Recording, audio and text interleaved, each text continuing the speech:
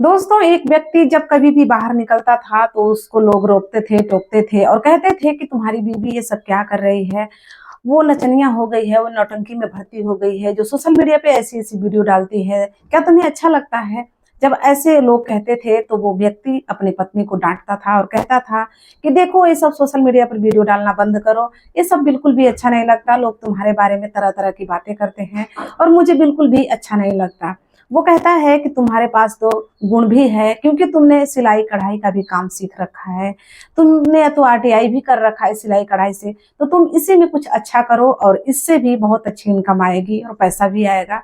तुम यही सब काम करो। लेकिन इसके बाद वो महिला कुछ दिन के लिए तो रुक जाती है, लेकिन फिर से उसी काम को वो करने लगती है।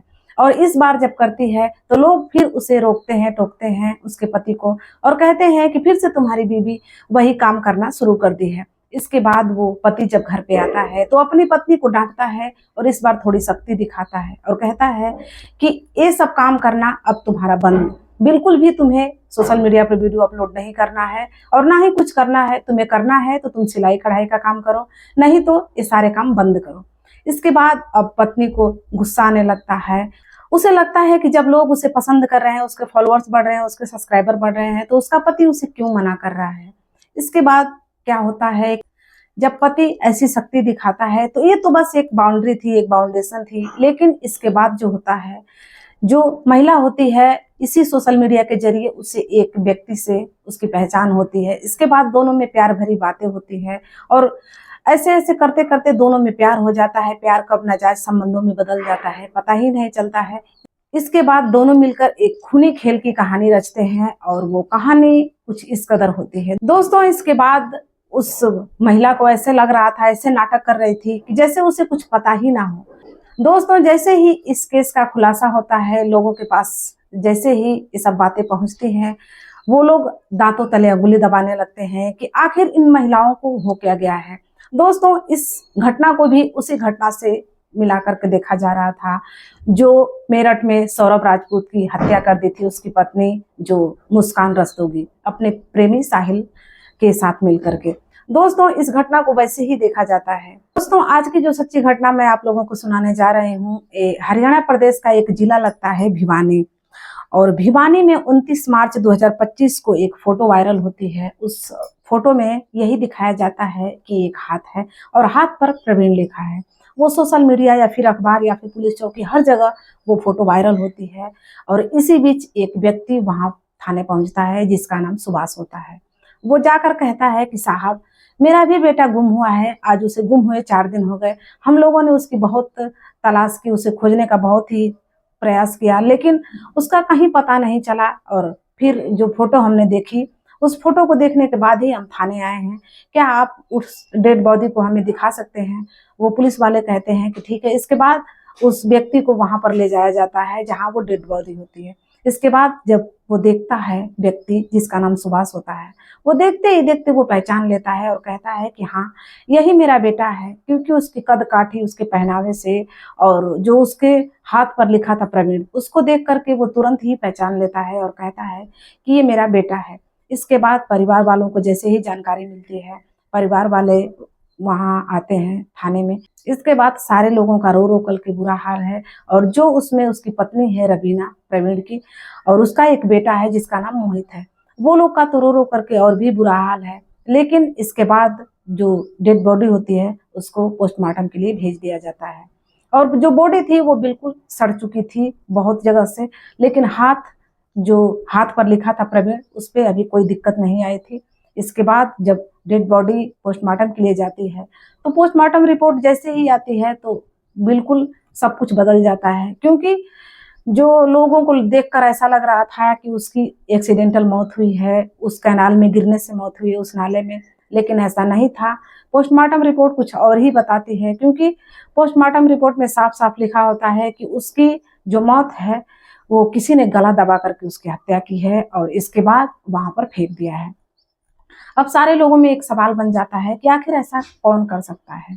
इसके बाद जो पुलिस होती है, जिस लेवल पर उसको कार्रवाई करनी चाहिए थी, जांच पड़ताल करनी चाहिए थी, उस लेवल पर पुलिस वाले ऐसा कुछ नहीं करते हैं।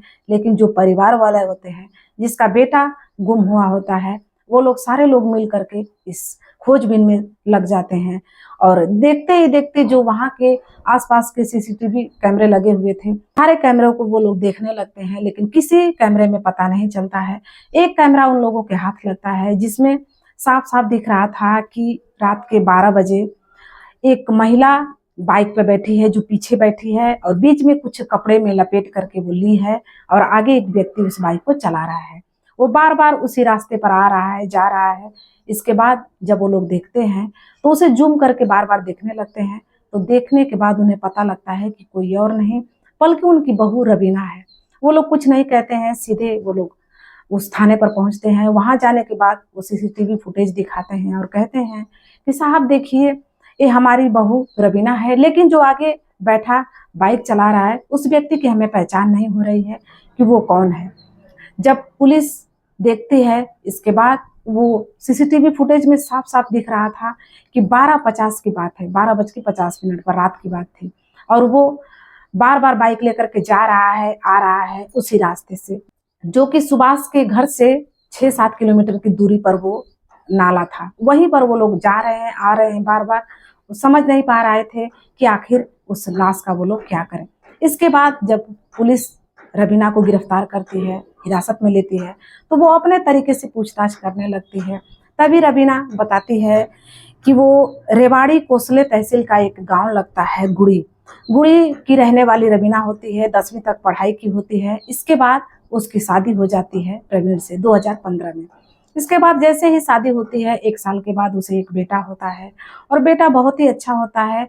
समझ लीजिए जिंदगी की जो गाड़ी होती है बहुत ही अच्छे से चल रही होती है, सब लोग खुश होते हैं, परिवार में सब कुछ अच्छा चल रहा होता है। और ससुराल आने के बाद रवीना 12वीं की पढ़ाई यहीं से करती है। इसके बाद ITI करती है, सिलाई कढ़ाई का भी काम सीखती है, और बहुत ही अच्छे से सब कुछ चल रहा होता है। इसी बीच एक महिला उसे कहती है कि रवीना, तुम देखने में काफी खूबसूरत हो, बहुत ही अच्छी लगती हो, क्यों नहीं तुम सोशल मीडिया पर अपना वीडियो अपलोड करती हो, बनाती हो, उसी पर बहुत ही अच्छे पैसे उसमें आते हैं।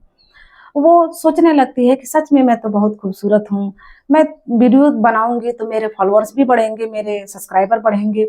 इसी बात को लेकर के वो एक अपना चैनल बनाती है, और इसके बाद उस चैनल पर वो अपना वीडियो अपलोड करने लगती है सोशल मीडिया पे। और जो इंस्टाग्राम है, इंस्टाग्राम पर भी वो रील्स बनाना शुरू कर देती है।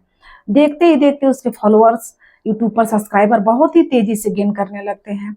इसके बाद रवीना को बहुत ही ज्यादा अच्छा लगने लगता है। लेकिन जो गांव वाले होते हैं वो प्रवीण को रोकने टोकने लगते हैं और कहते हैं कि तुम्हारी बीवी नचनिया हो गई है, किसी नौटंकी में भर्ती हो गई है, उसे तुम रोकते नहीं हो। इसके बाद प्रवीण को ये बातें बिल्कुल भी अच्छी नहीं लगती है। वो अपनी पत्नी से कहता है कि देखो रवीना, ये सब काम छोड़ दो, ये सब काम बिल्कुल भी अच्छा नहीं है।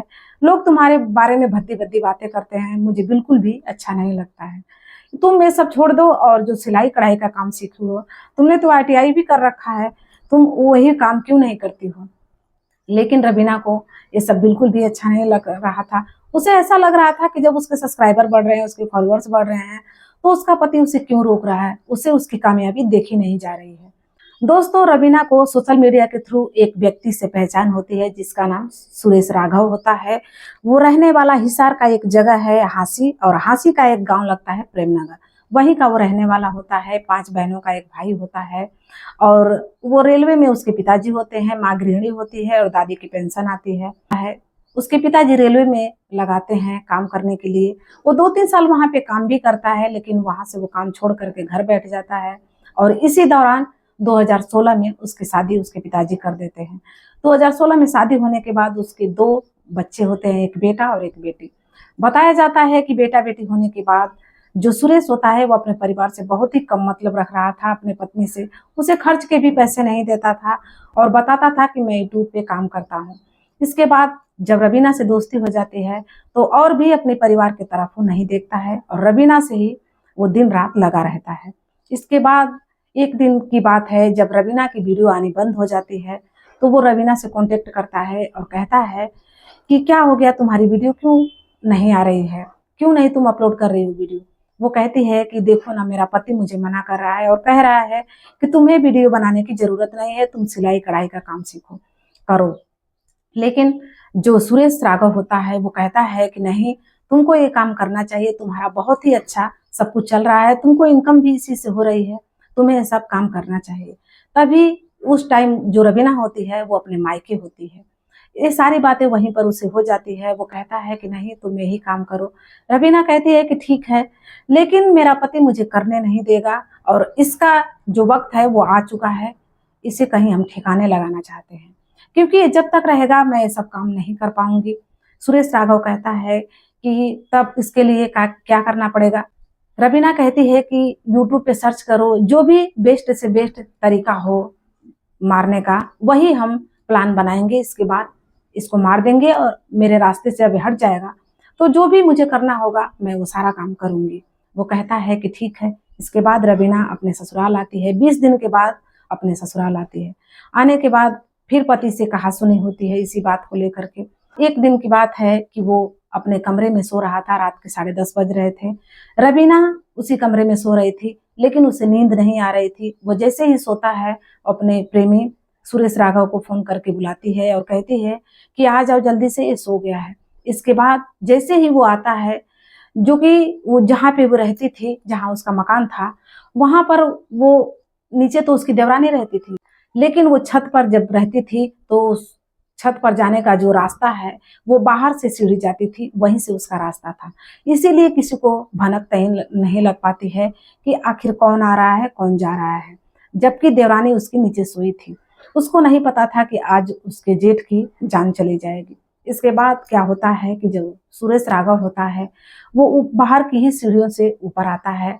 जैसे ही कुछ आहट मिलती है आने की, जो प्रवीण होता है उसकी आंखें खुल जाती है, उसकी नींद खुल जाती है, लेकिन पहले से ही तैयार बैठी होती है उसकी पत्नी रवीना। वहां पर वो तुरंत ही उसके गला को पकड़ती है और तब तक सुरेश राघव वो कमरे में आ चुका होता है और दोनों मिलकर इतना तेजी से उसके गला को दबाते हैं कि जब तक कि वो उसके प्राण न निकल जाए। जैसे ही उसके प्राण निकलते हैं वो शांत हो जाता है। वो तुरंत ही सोचने लगते हैं कि अब हमें इसे कहाँ पे ठिकाने लगाना होगा। वो कहता है कि एक नाला है यहीं पे, जो यहाँ से 6 किलोमीटर की दूरी पर है। उसी नाले में जब हम फेंक देंगे तो इसकी लाश सड़ जाएगी, किसी को पता भी नहीं चलेगा। वो कहती है कि ठीक है। इसके बाद वो तुरंत ही एक कपड़े में उसे लपेटती है और लपेट करके वो नीचे उतारते हैं दोनों मिल करके। जब नीचे उतारते हैं, बाइक पे रखते हैं, रवीना पीछे बैठती है और सुरेश राघव गाड़ी को चलाता है और ले जा करके उसी जो कैनाल होता है, जहाँ पे वो नाला होता है बड़ा सा, उसी में वो ले जाके उसे फेंक आते हैं और फेंक करके उस पर घास फूस भी डाल देते हैं कि ताकि जब तक किसी को ये लाश डेड बॉडी हाथ लगेगी तब तक बॉडी तो बिल्कुल सड़ चुकी होगी, किसी को पहचान भी करना मुश्किल हो जाएगा। इसके बाद ये लोग तुरंत वहां से चले आते हैं और 2 ही दिन के बाद पुलिस को वो बॉडी हाथ लगती है। पुलिस को वो डेड बॉडी हाथ लग जाती है, जिसपे सब कुछ तो सड़ चुका होता है, लेकिन जो हाथ पे प्रवीण लिखा होता है उससे कोई दिक्कत नहीं होती है, वो सब कुछ वैसे का वैसे ही होता है। और इसी से पुलिस इसकी फोटो छपवा देती है अखबारों में, सोशल मीडिया पर, कि ताकि किसी का भी अगर कोई हो जान पहचान का तो वो आकर थाने मिल सकता है। जो सुभाष होते हैं वहां पे पहुंचते हैं, जो प्रवीण के पिताजी होते हैं। जब वहां पहुंचते हैं तो देखते हैं तो उसको पहचान हो जाती है कि ये कोई नहीं, ये मेरा बेटा है। इसके बाद परिवार वाले वहां पहुंचते हैं। जब वहां पे पहुंचती है तो रवीना ऐसे नाटक करती है जैसे उसे कुछ पता ही नहीं हो। वो इतना रोती है छाती फाड़ फाड़ के कि उसे कुछ भी नहीं पता है, जैसे उसने कुछ किया ही नहीं हो। लेकिन सारा कुछ तो पता चल चुका था। रवीना आज सलाखों के पीछे है और सुरेश राघव भी सलाखों के पीछे है। सुरेश राघव की पत्नी से जब पूछा जाता है तो सुरेश राघव की पत्नी यही कहती है कि जब वो रहता भी था तभी तो मैं विधवा की ही जिंदगी जिया करती थी, लेकिन मेरे 2 बच्चे हैं, मेरे 2 बच्चों का क्या होगा, इनके भविष्य का क्या होगा, वो तो अब जेल में चला गया।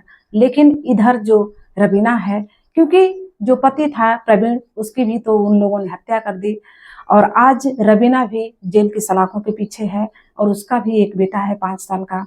उसका भविष्य का क्या होगा, कौन उसे देखेगा, क्योंकि माँ तो जेल में है और बाप की हत्या कर दी गई। दोस्तों, इस घटना को भी उसी घटना से मिला करके जोड़ा जा रहा था कि देखो कि वो भी एक पत्नी ही थी जो अपने प्रेमी के साथ मिलकर के अपने पति की हत्या कर दी। लेकिन यहाँ पर देखिए कि वो पति क्या कहता है, उसको कुछ भी नहीं, क्योंकि वो बस यही मना कर दिया था कि सोशल मीडिया पर तुम्हें वीडियो अपलोड नहीं करना है, नहीं डालना है, क्योंकि मेरी इज्जत है। क्योंकि आज भी गाँव घरों में जो लोग होते हैं वो सोचते हैं कि मेरे घर की बहन बेटियां सोशल मीडिया पे नहीं नाचे, नहीं कुछ करें, क्योंकि लोग उसे देखते हैं तो कोई अच्छा कहता है तो कोई बुरा कहता है। यही बात प्रवीण के मन में थी और वो अपनी पत्नी को डांटता था। इसी की वजह से आज रवीना ने उसको जान से मार दिया।